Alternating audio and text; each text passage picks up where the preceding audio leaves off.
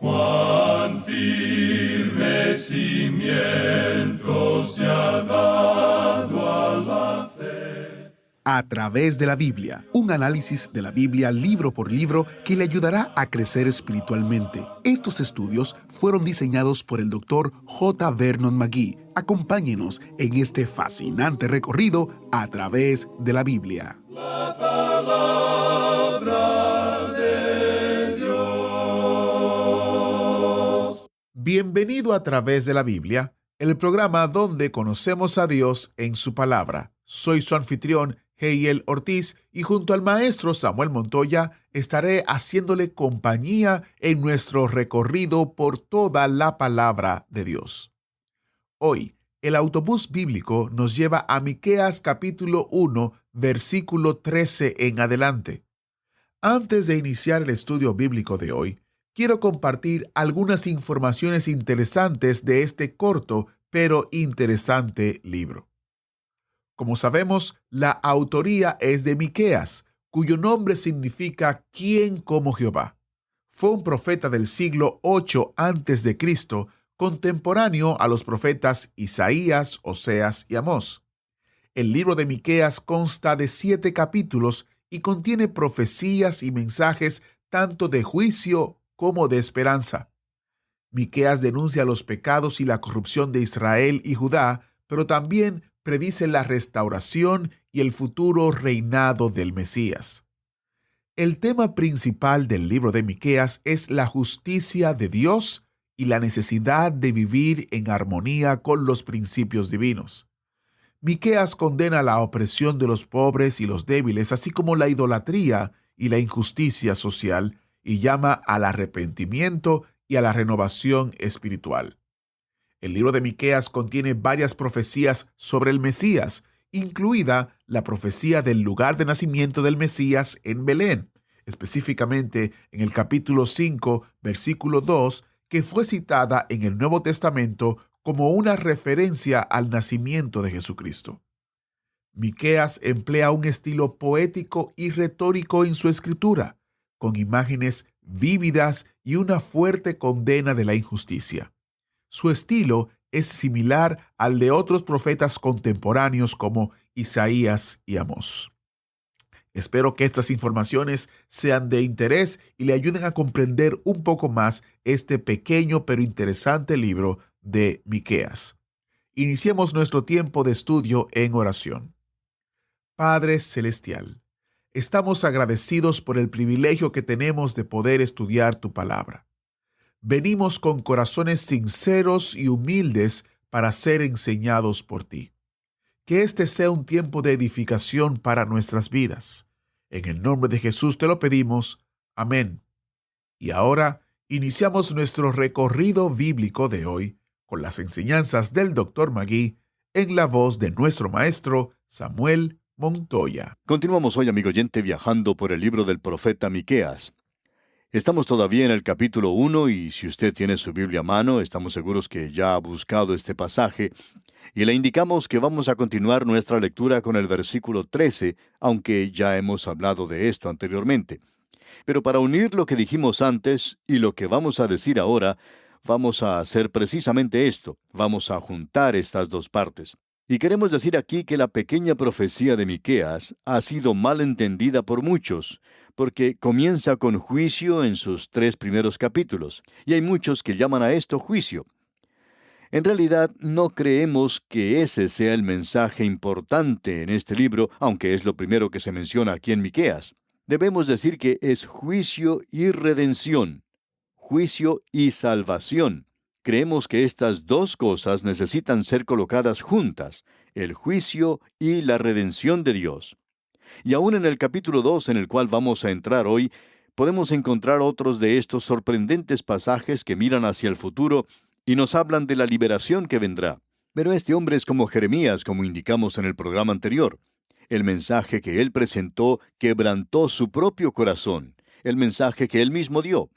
Y esto nos revela que él sencillamente no era un predicador pagado, sino que él había sido llamado por Dios como profeta de Dios, y que está revelando el corazón de Dios, así como también la mente de Dios, cuando este hombre se lamenta y llora debido al mensaje que tiene que presentar.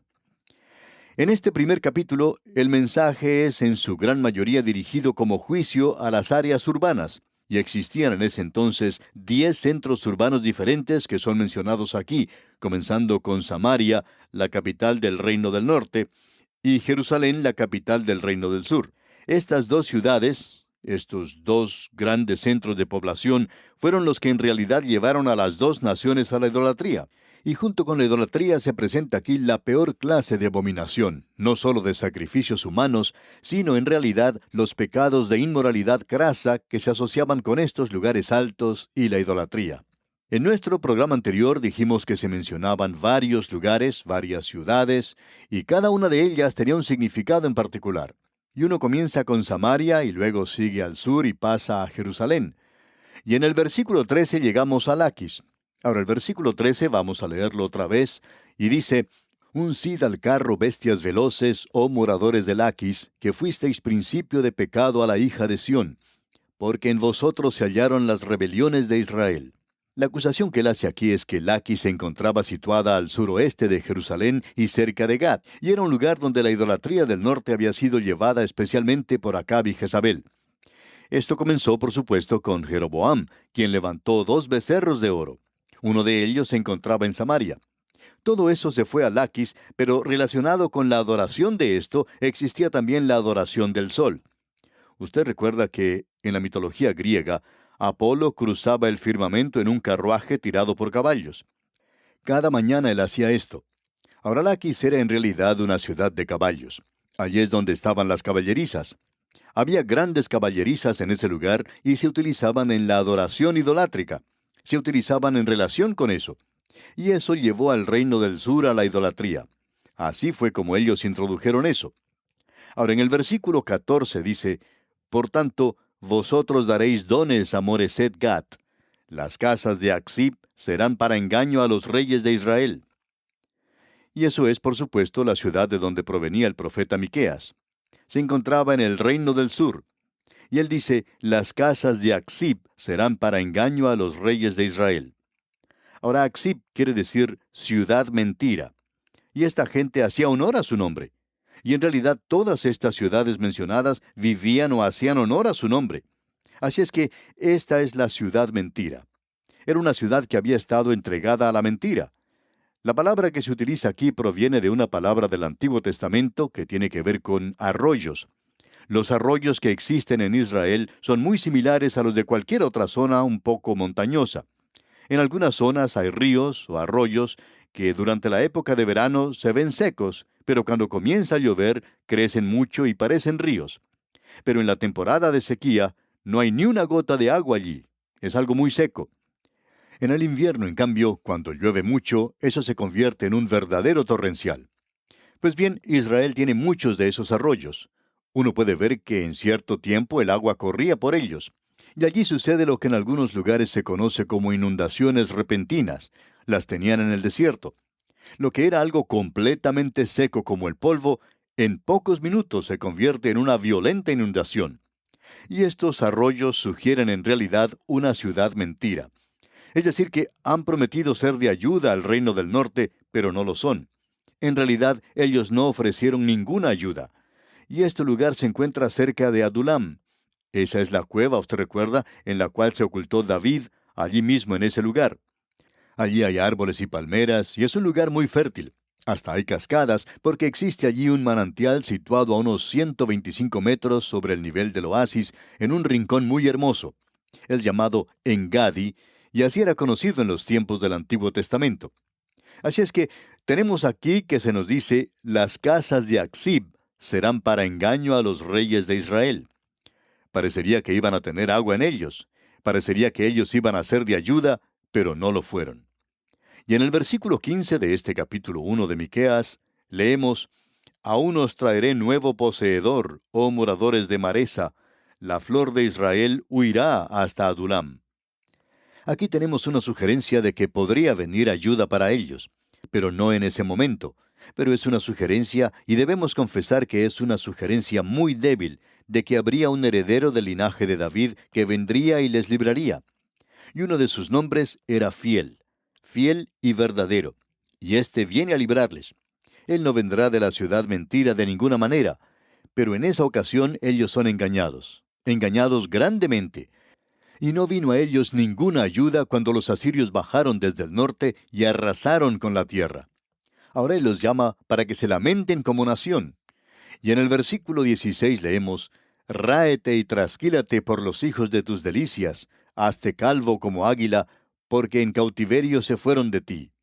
Es decir, que cuando Asiria bajó contra ellos, se apoderó primero de los jóvenes. Y ahora la nación recibe un llamado para que se lamente por eso. Y esa es la costumbre de Israel. Aunque si uno revisa la ley de Moisés, allá en Deuteronomio capítulo 14, versículo 1, se les dijo que no deberían cortarse la barba, que ellos no deberían raerse o trasquilarse la cabeza. Pero ahora se les dice que deben hacerlo porque el pecado ha entrado. Y esa era la costumbre. Isaías era contemporáneo de Miqueas y tenía algo que decir en cuanto a esto. En el capítulo 15 de su libro, versículo 2, Isaías dice, Subió a Bayid y a Dibón, lugares altos, a llorar.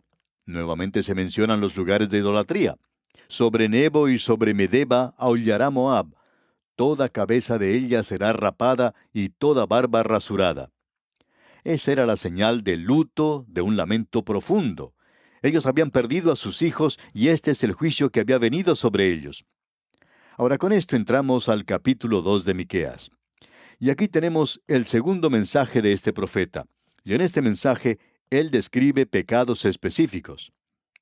Amigo oyente, en el primer capítulo los pecados son mencionados y los juicios descansan en el hecho de que ellos se habían entregado a la idolatría y todo lo que eso implica.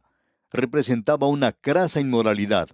En realidad, el pago de una ramera hacía posible esos lugares altos. Allí es donde ellos obtenían su dinero porque el sexo estaba totalmente asociado con la idolatría. Y encontramos que hoy en día esto sucede en el ocultismo y la adoración de Satanás. Creemos que existe una conexión entre eso y esta idolatría de aquel día. Pero el sexo ocupa un lugar muy prominente en esto. Es una revelación del deterioro del hombre que está quebrantando el mandamiento de Dios. Y eso destruyó sus hogares, y eso destruyó esa relación tierna y hermosa que existía entre un hombre y una mujer en el matrimonio.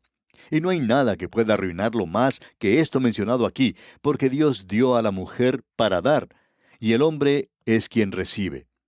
Y cuando se coloca en ese contexto y en ese espectro y es examinado bajo la relación del matrimonio, puede llegar a ser la relación más dulce y más especial que puede existir sobre la tierra. Pero amigo oyente, cuando se saca de ese marco y se lleva a cabo bajo el nombre de la religión, y hasta la nueva moralidad que tenemos en el presente, es una evidencia del hecho de que nos hemos apartado a un área que indica la declinación en la que se encuentran nuestras naciones. Ahora, en el capítulo 2 vamos a ver que se mencionan pecados específicos, y él va a tratar con estos pecados específicos y los va a mencionar. Aquí él anuncia los pecados del pueblo de Dios, y el pecado que se menciona aquí es el de uno contra otro, contra la humanidad, mientras que los pecados del primer capítulo eran en realidad muy relacionados con Dios, en cuanto a su relación con Dios. Es que cuando el hombre no anda bien con Dios, amigo oyente, nunca puede andar bien con su semejante. Pero cuando él anda bien con Dios, él puede, y eso no quiere decir que siempre lo logra, pero él puede andar bien con su semejante y puede tratarlo como otro ser humano. Esa es la razón por la cual esos movimientos de algunos jóvenes no han dado resultado porque estaban lejos de Dios. Muchos de ellos ahora sí se han acercado al Señor, pero cuando estaban lejos de Dios, les llevaba a una inmoralidad terrible, y eso arruina la vida de muchos jóvenes. ¿Por qué? Bueno, porque sencillamente no andan bien con Dios. Y cuando uno no anda bien con Dios, no puede hacer uno algo para andar bien con la demás gente. Ahora alguien dirá, bueno, lo que necesitamos es tener hombres honrados en el gobierno actual. Sí, pero lo que en realidad necesitamos son hombres que anden bien con Dios en el gobierno. Entonces uno puede tener eso. Hombres que respeten y aprecien la palabra de Dios, que escuchen lo que ella dice. Pero ya hemos indicado que hemos llegado a un punto cuando la gente en general no quiere escuchar la palabra de Dios. Esa es una de las cosas que consideramos al entrar en este ministerio. ¿Podemos vivir nosotros en un mundo que en su mayoría ha rechazado a Dios y ha llegado al punto donde no quiere oír lo que Él tiene que decir? Por esas razones que hoy las cosas se arreglan mucho para hacerlas apetecibles para el hombre natural. Ahora, la palabra de Dios no es apetecible para el hombre natural, y eso coloca a este programa en una situación desventajosa, porque nosotros no tratamos de calmarle con música, aunque la música sí tiene su lugar, pero no tratamos de utilizar la música para consolar o como método que pueda consolar, pero sí tratamos de presentar lo que la palabra de Dios quiere decir. Bien, el capítulo 2 no va a ser algo hermoso. No creemos que usted vaya a decir que este es el capítulo más hermoso que hemos encontrado en la palabra de Dios, porque hablando honradamente no creemos que lo sea. Pero aquí se nos revela el pecado de la nación que trajo destrucción sobre ella. Creemos que es conveniente para nosotros, no solo como pueblo de Dios, sino como naciones, que nos despertemos. Escuche lo que dice este primer versículo del capítulo 2. Ay de los que en sus camas piensan iniquidad y maquinan el mal. Esto no solo se refiere a la inmoralidad, se refiere específicamente a algo más. Leamos este primer versículo en su totalidad. Dice, ay de los que en sus camas piensan iniquidad y maquinan el mal, y cuando llega la mañana lo ejecutan, porque tienen en su mano el poder. Aunque ellos van a la cama de noche, no van a dormir, sino que allí están tratando de tramar y planear iniquidad. Y existe la posibilidad de que estén practicándola al mismo tiempo. Hay muchos divorcios en el presente a causa de esto. Una esposa se queja amargamente de que su esposo viene al hogar, pero no deja su negocio en la oficina, sino que lo trae al hogar. Y una esposa dice que cuando él llega a la casa o se va a la cama de noche, no puede pensar en otra cosa sino en los negocios. Se acuesta en su cama y comienza a planear la actividad del próximo día. Amigo oyente, no nos sorprende entonces que esa esposa esté contemplando el divorcio, porque ese es el cuadro que se presenta y que Dios condena. Dios no aprueba esta clase de cosa. Ahora debemos notar que esta gente maquina esto de noche y cuando llega la mañana lo ejecuta. Y lo hacen porque tienen en su mano el poder. El impío y el pecador tienen éxito en el presente.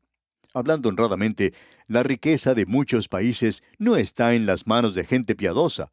Quizá haya sido cierto en alguna otra época, pero en el presente se encuentra en mano de los impíos. Y ellos pueden lograr sus propósitos. ¿Por qué? Porque tienen dinero. Son capaces de hacerlo. El dinero indica poder. Y ellos pueden hacer aquello que está mal. Y esa es la razón por la cual las naciones se encuentran en la posición del presente a causa de eso. No es sencillamente una escasez de energía. No es esta clase de cosa o aquella.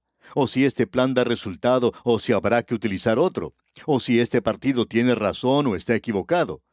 El poder, amigo oyente, está en manos de los impíos. Es por eso que en muchos lugares no se permite programas religiosos para ser transmitidos por estaciones radiales. Esta gente nunca ha escuchado la libertad de prensa o de expresión. Eso en realidad no existe allí. Sabemos que estamos hablando de una manera muy franca. Amigo oyente, estamos diciendo las cosas tal cual son, de la misma manera que ocurrió cuando cayó Israel.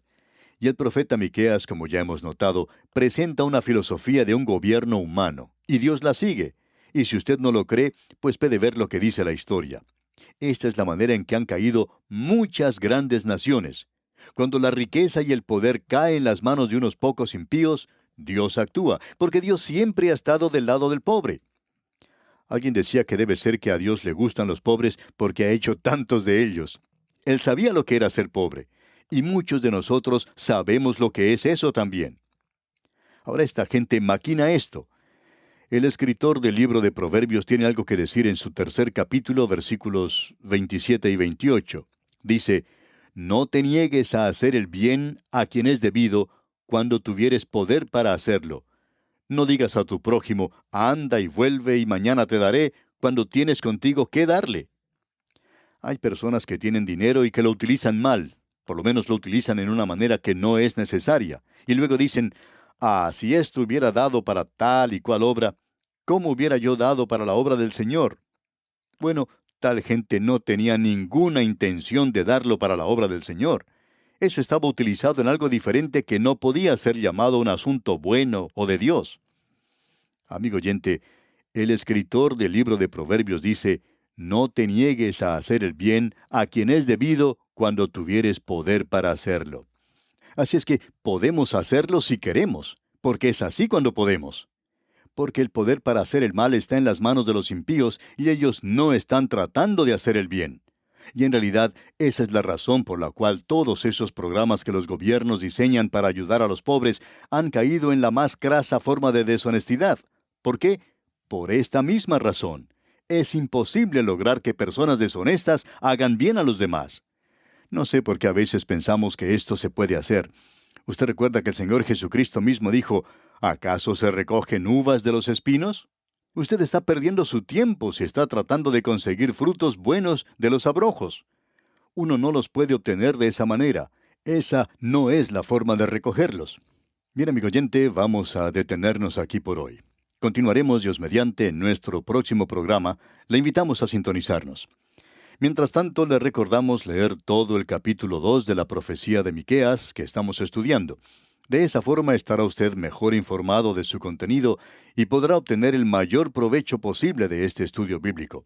Es nuestra oración que Dios le bendiga en gran manera. Muchas gracias al maestro Samuel Montoya por guiarnos y dirigirnos en el estudio bíblico de hoy. En nuestro próximo programa continuaremos nuestro recorrido en el libro del profeta Miqueas, en el capítulo 2, donde estudiaremos desde el versículo 2 en adelante.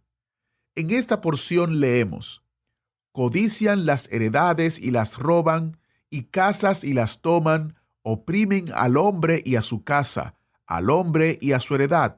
Por tanto, así ha dicho Jehová: he aquí, yo pienso contra esta familia un mal del cual no sacaréis vuestros cuellos, ni andaréis erguidos, porque el tiempo será malo. Este estudio se pone interesante, pues vemos cómo Dios está proclamando a través del profeta el juicio que vendrá por los pecados de su pueblo. Estaremos entrando en uno de los mensajes del profeta donde se señalan pecados específicos. Le invitamos a que se prepare antes de escuchar el programa leyendo el capítulo 2 de Miqueas, resaltando lo que llama su atención, anotando sus preguntas, que es muy probable que tengamos respuestas mientras estudiamos la palabra de Dios. Usted puede invitar a otros o compartir con otros el estudio bíblico. En nuestro sitio web tenemos una sección donde hemos recopilado los enlaces a las diferentes plataformas donde usted puede escuchar el programa y compartirlo con otros. A través de la biblia.org/escuchar. A través de la biblia.org/escuchar. Cuando usted comparte el estudio bíblico con alguien, nos está ayudando a alcanzar a más personas y así juntos poder llevar la palabra entera al mundo entero. Nuevamente, el sitio web es a través de la biblia.org/escuchar y allí usted encontrará los enlaces a las diferentes plataformas para que pueda escuchar el programa y compartirlo con otros. ¿Fue de ayuda para usted el estudio de hoy? ¿Desea enviarnos algún comentario de lo que ha estado escuchando? Entonces escríbanos, no espere más. Nuestro correo electrónico es atv@transmundial.org. atv@transmundial.org. Si desea recibir las notas y bosquejos de lo que estamos estudiando, suscríbase gratis en nuestra página en internet a través de la Biblia.org/notas. A través de la Biblia.org/notas.